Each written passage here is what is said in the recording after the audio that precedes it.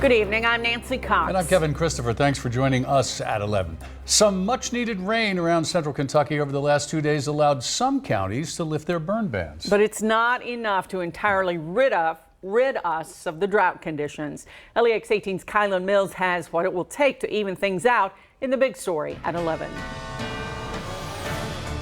Crunchy grass and hard ground have become common across much of Kentucky. When you go 6 weeks without rain, that can happen. But again, that was a record that was 111 years old that we broke.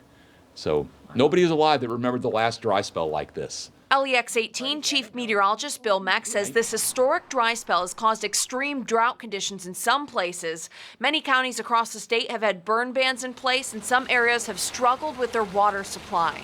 It was amazing though how quickly it came on, because you look back to July, we were wet. I mean, just plain old wet.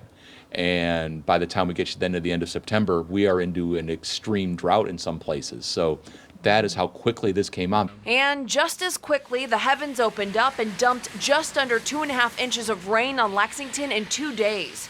Bill says that would typically be about a month's worth of rain. The rain led to some burn bans being lifted, and it's helped with fires in the Daniel Boone National Forest. We've got the triplet fire on the far north end of the Daniel Boone, 25 acres, 100% contained. The Amos fire, moving on down, right here at 21 acres, 100% contained.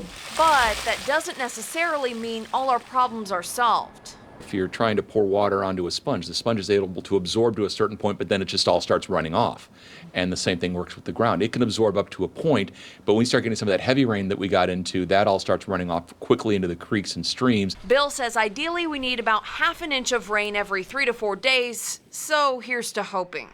Kylan Mills, LEX 18 News.